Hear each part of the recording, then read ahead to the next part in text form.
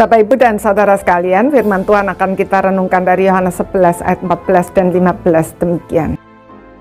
Karena itu Yesus berkata dengan terus terang, Lazarus sudah mati, tetapi syukurlah aku tidak hadir pada waktu itu, sebab demikian lebih baik bagimu, supaya kamu dapat belajar percaya.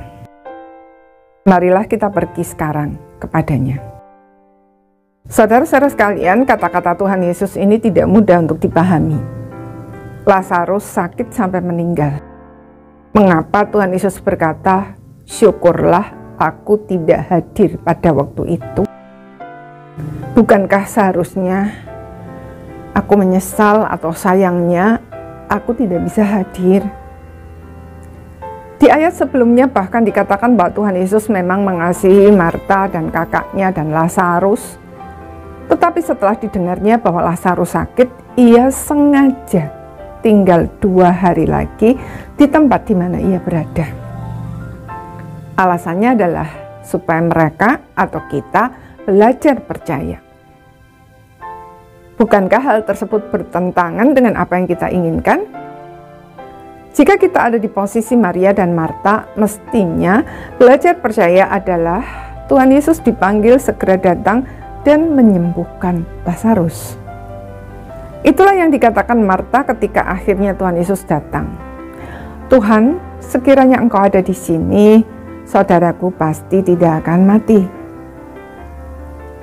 Saudara, kita berpikir demikian karena kita manusia yang sangat terbatas. Kita hanya bisa memahami yang nampak saat ini. Kita tidak bisa melihat gambar besarnya. Tetapi justru itulah yang dimaksudkan oleh Tuhan Yesus ketika dia berkata, supaya kamu belajar percaya. Artinya, kita belajar percaya bukan ketika semua berjalan menurut keinginan kita, tetapi justru ketika nampaknya tidak ada harapan dan Tuhan nampak jauh serta tidak peduli. Disitulah momen di mana diri kita yang sesungguhnya dinyatakan. Jika kita benar orang beriman, maka iman kita yang paling murni akan muncul. Sebaliknya, jika karena itu iman kita hancur, menunjukkan bahwa sebenarnya kita belum sungguh-sungguh beriman. Marta, sekalipun kecewa, tidak berhenti sampai di situ. Dia melanjutkan dengan berkata, tetapi sekarang aku tahu bahwa Allah akan memberikan kepadamu segala sesuatu yang kau minta kepadanya.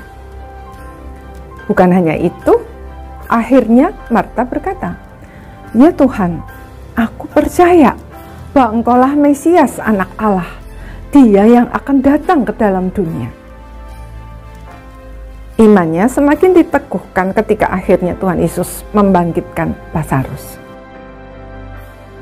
Saudara, hidup ini memang tidak selalu berjalan menurut keinginan kita. Kehadiran Tuhan tidak selalu bisa kita rasakan sesuai dengan yang kita inginkan. Terkadang pada saat kita membutuhkan kehadiran Tuhan, Dia justru nampak sangat jauh dan tidak peduli. Namun percayalah bahwa semua itu Dia lakukan justru karena Dia ingin kita belajar percaya bahwa Dia sedang merencanakan yang terbaik bagi kita. Dan Dia tidak pernah salah. Satu-satunya yang Dia inginkan adalah iman kita semakin kuat dan semakin kuat.